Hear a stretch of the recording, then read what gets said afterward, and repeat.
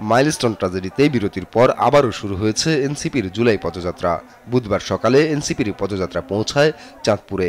সকালে সার্কিট হাউজে কেন্দ্রীয় নেতারা খোঁজখবর নেন শহীদ পরিবারের সদস্যদের। এ সময় সংস্কার, বিচার ও জুলাই হত্যাকাণ্ডের মামলার রায় কার্যকরের আগে অন্যদিকে নজর না দিতে অন্তর্বর্তী সরকারকে আহ্বান জানান সার্জিস আলম।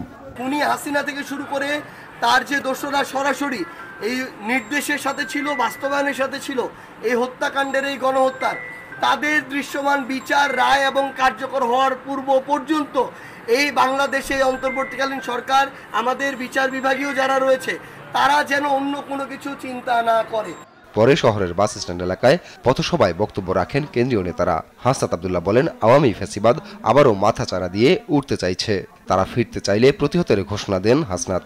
দলমত নির্বিশেষে আমাদেরকে ফ্যাসিবাদের বিপক্ষে আমাদেরকে অবস্থান নিতে হবে।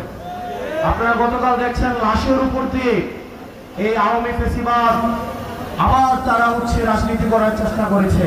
কিন্তু আওয়ামী লীগ যদি ফেরার চেষ্টা করে তাহলে এই সব শক্তিতে পরিণত হয়ে ভবিষ্যতের উত্থানের যে কোনো সম্ভাবনাকে আমরা একদম নাই করে দেব। মাইলস্টোন ট্র্যাজেডির ঘটনায় স্বাস্থ্য উপদেষ্টার সমালোচনাও করেন হাসনাত আব্দুল্লাহ।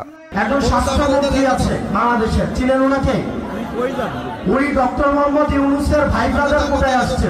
সবসময় বলে আসছি, এই স্বাস্থ্য উপদেষ্টা এটার কোনো প্রয়োজন নাই। আপনারা দেখছেন ওনার কোন ধরনের অ্যাক্টিভিটি, উনি যে বেতনটা নেয়, বেতনটা হারাম হবে। পরে কুমিল্লার উদ্দেশ্যে যাত্রা করেন এনসিপি নেতারা। সেখানেও হয় পথসভা।